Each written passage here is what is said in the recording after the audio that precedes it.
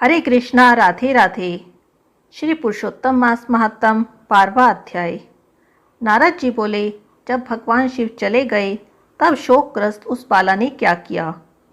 श्री नारायण जी बोले, इस प्रकार श्री कृष्ण से पांडुपुत्र युधिष्ठिर जी ने प्रश्न किया था। मैं तुमसे उनका संवाद कहता हूँ, सुनिए। श्री कृष्ण जी बोले, जब शिव जी चले गए तब हे राजन, उस बाला का तेज नष्ट हो गया। इससे वह बहुत डर गई। ऊंची ऊंची श्वास चलने लगी, आंखों से आंसू गिरने लगे।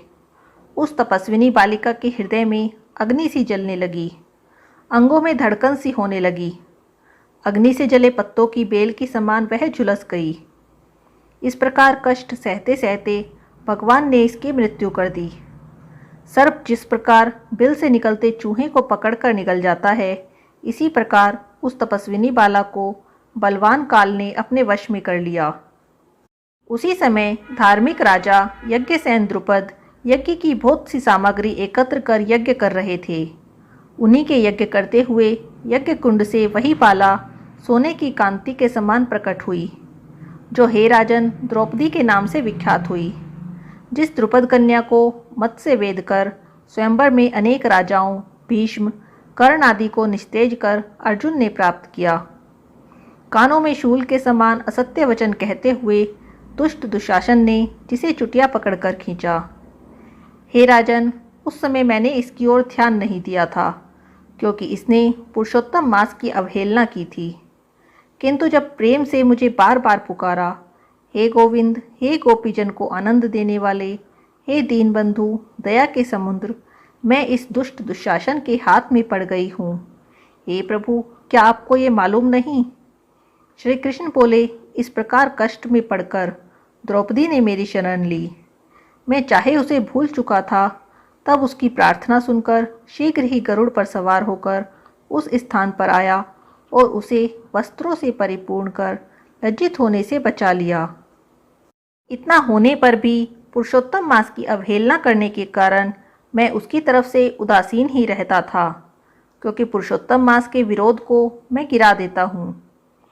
इसीलिए अब आगामी पुरुषोत्तम मास की तुम सेवा करो। 14 वर्ष पूरा होने पर तुम्हारा कल्याण होगा। हे पांडुपुत्र, इस द्रौपदी के बाल जिन्होंने खींचे या देखे हैं, मैं उन दुष्टों की स्त्रियों को केशहीन करूँगा। तुम दुर्योधन आदि पापी राजाओं को यमपुर भेजकर शत्रुओं को दंड देकर स्वयं राजा होंगे। जो मेरे प्यारे भक्तों को दुख देते हैं, वह नित्य ही मुझे दुख देते हैं। मैं उस दुष्ट की ओर देखता भी नहीं, उसे यमराज दंड देते हैं। श्री नारायण जी बोले, श्री भगवान कृष्ण के इस प्रकार द्रौपदी एवं पांडवों को समझाया और द्वारिका जाने की इच्छा से कहने लगे, हे राजन, द्वारिकावासी मेरे विरह में व्याकुल हैं। मैं आज ही द्वारिका जा रहा हूँ। श्री नारायण जी बोले, इस प्रकार कहकर चलने को उद्यत देखकर गदगद हो पांडव बोले, हे जनार्दन, आप हमारे जीवनदाता हैं, आप ही हमारी रक्षा करें। हे जगतपति, हमें कहीं भुला नहीं देना। हमारे चित्तरूपी भ्रमणों को अपने चरण कमलों में स्थान दो। वही हमारा जीवन है, आप ही हमारे आश्रय हैं। पांडुपुत्रों के सामने भगवान श्री कृष्ण प्रेम में भरे हुए रथ में धीरे धीरे बैठ गए। पांडव कुछ दूर तक उनके पीछे चले, जिन्हें श्री कृष्ण ने कुछ दूर जाने पर लौटा दिया और अपने आप द्वारिका चले गए। श्री नारायण जी बोले, श्री कृष्ण के द्वारिका चले जाने पर राजा युधिष्ठिर तपस्या करते हुए तीर्थों में विचरने लगे। हे ब्राह्मण, श्री भगवान के प्रिय पुरुषोत्तम मास में मन लगाकर भगवान श्री कृष्ण के वचनों को याद करके अपने भाइयों और द्रौपदी से बोले, हे भाइयों, आपने पुरुषोत्तम मास की महिमा तो सुनी ही है।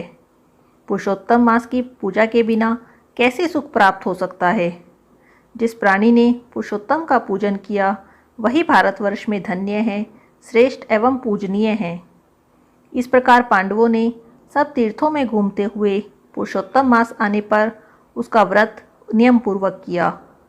अंत में भगवान श्री कृष्ण की कृपा से 14 वर्ष पूरी होने पर उन्होंने निष्कंटक राज्य प्राप्त किया।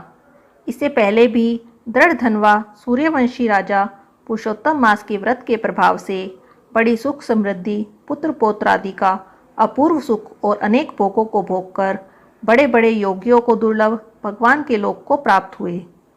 हे मुनि, इस मास का महात्म करोड़ों कल्प बीतने पर भी मुझसे कहने में सामर्थ्य नहीं है।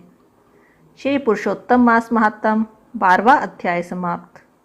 हरे कृष्णा। राधे राधे।